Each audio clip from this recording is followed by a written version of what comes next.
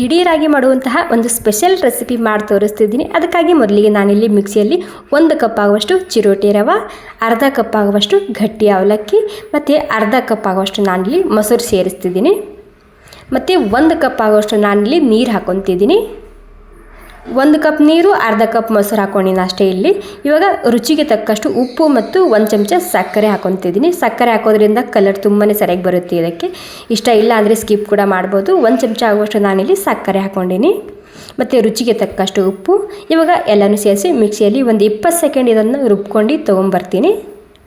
Okay ನೋಡಿ, ಮಿಕ್ಸಿಯಲ್ಲಿ ರುಬ್ಕೊಂಡಾಗಿದೆ. ಇವಾಗ ಸ್ಮೂತಾಗಿ ರುಬ್ಕೊಳ್ಳಿ. ಒಂದು 20 ಸೆಕೆಂಡ್ ರುಬ್ಬಿದ್ರೆ ಸಾಕಾಗುತ್ತೆ ಇದು.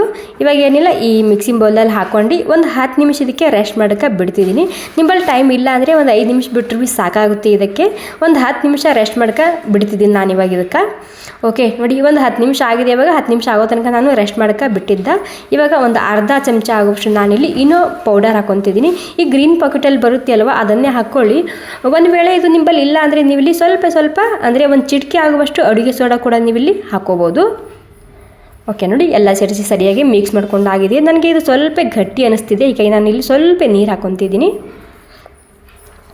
ಓಕೆ, ನೀರು ಹಾಕ್ಕೊಂಡು ಇಡ್ಲಿ ಹಿಟ್ಟು ಯಾವ ರೀತಿ ಇರುತ್ತೆ ಅಲ್ವಾ, ಆ ರೀತಿ ಇದನ್ನು ನಾನು ಮಿಕ್ಸ್ ಮಾಡ್ಕೊತಿದ್ದೀನಿ. ಇಲ್ಲಿ ಸಣ್ಣ ಪ್ಯಾನ್ ಇಟ್ಕೊಂಡಿನಿ. ಇಲ್ಲಿ ನಿಮಗೆ ಎಣ್ಣೆ ಒಂದು ಹನಿ ಕೂಡ ಇಷ್ಟ ಇಲ್ಲ ಅಂದರೆ ಹಾಗೆ ಕೂಡ ಮಾಡ್ಕೋಬೋದು, ತುಂಬಾ ಸರಿಯಾಗಿ ಬರುತ್ತೆ. ನಾನಿಲ್ಲಿ ಸಣ್ಣ ಪ್ಯಾನ್ ಇಟ್ಕೊಂಡಿನಿ, ನೀವು ಇಲ್ಲಿ ದೊಡ್ಡ ಪ್ಯಾನಲ್ಲಿ ಕೂಡ ಮಾಡ್ಕೋಬೋದು. ಇವಾಗ ಏನಿಲ್ಲ, ಒಂದು 1.5 ಚಮಚ ಆಗುವಷ್ಟು ಹಿಟ್ಟು ಹಾಕ್ಕೊಂಡಿನಿ. ಮೇಲೆ ಸಣ್ಣದಾಗಿ ಕಟ್ ಮಾಡಿದಂತಹ ಈರುಳ್ಳಿ ಹಾಕ್ಕೊತಿದ್ದೀನಿ. ಮತ್ತು ಸ್ವಲ್ಪ ಕೊತ್ತಂಬರಿ ಸೊಪ್ಪು ಮತ್ತು ಹಸಿಮೆಣ್ಸಿನ್ಕಾಯಿ ಹಾಕ್ಕೊತಿದ್ದೀನಿ. ಸ್ವಲ್ಪ ಕ್ಯಾರೆಟ್ ಇಷ್ಟ ಆಯ್ತು ಅಂದರೆ ಅದು ಕೂಡ ನೀವು ಇಲ್ಲಿ ಹಾಕೋಬೋದು. ಸ್ಲೋ ಗ್ಯಾಸ್ನಲ್ಲಿ ಒಂದು 2-3 ನಿಮಿಷದನ್ನು ಮುಚ್ಚಿಡ್ತಿದ್ದೀನಿ. ಓಕೆ, ಒಂದು 2 ನಿಮಿಷ ಅಷ್ಟೇ ಬಿಟ್ಟಿದ್ದೆ. ಇವಾಗ 2 ನಿಮಿಷ ಆದಮೇಲೆ ಮೇಲೆ ಡ್ರೈ ಆಗಿದೆ. ಡ್ರೈ ಆದಮೇಲೆ ಇದನ್ನು ಉಲ್ಟಾ ಹಾಕ್ಕೊತಿದ್ದೀನಿ. ಕೆಳಗಡೆ ಕೂಡ 1 ನಿಮಿಷ ಆಗೋ ತನಕ ನಾನು ಬೇಯಿಸ್ಕೊಂಡು ತೊಗೊತಿದ್ದೀನಿ.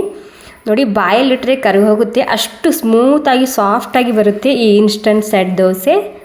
ಅವಲಕ್ಕಿ ಹಾಕಿರ್ತೀವಲ್ಲ, ಹೀಗಾಗಿ ತುಂಬಾ ರುಚಿಯಾಗಿ ಬರುತ್ತೆ ಇದು. ವಾವ್, ನೋಡಿ ಎಷ್ಟು ಸರಿಯಾಗಿ ಬಂದಿದೆ ಅಲ್ವಾ. ಈ ಸಣ್ಣ ಪ್ಯಾನ್ ಇಲ್ಲ ಅಂದರೆ ನೀವು ಇಲ್ಲಿ ದೊಡ್ಡ ಪ್ಯಾನ್ ಕೂಡ ಇಟ್ಕೋಬೋದು. ದೊಡ್ಡ ಪ್ಯಾನ್ ಇಲ್ಲ ಅಂದರೆ ದೋಸೆ ತವಾದ ಮೇಲೆ ಕೂಡ ಈ ರೆಸಿಪಿನ ನೀವು ಮಾಡ್ಕೋಬೋದು. ಓಕೆ, ನಮಗೆ ದಿಢೀರಾಗಿ ಮಾಡುವಂತಹ ಹೆಲ್ದಿಯಾಗಿರುವಂತಹ ಬ್ರೇಕ್ಫಾಸ್ಟ್ ರೆಸಿಪಿ ತಯಾರಾಗಿದೆ. ಸಣ್ಣ ಪುಟ್ಟ ಹಸಿವು ಕೂಡ. ಓಕೆ, ಈ ರೆಸಿಪಿ ನಿಮಗೆ ಸ್ವಲ್ಪನಾದರೂ ಇಷ್ಟ ಆಗಿದ್ರೆ ಒಂದು ಲೈಕ್ ಮಾಡಿ. ಸೊ ನೀವು ಕೂಡ ಖಂಡಿತ ಒಂದು ಸ್ವಲ್ಪ ಟ್ರೈ ಮಾಡಿ ನೋಡಿ, ತುಂಬಾ ಸರಿಯಾಗಿ ಬರುತ್ತೆ ಈ set dosa. Thank you so much ಎಲ್ರಿಗೂ.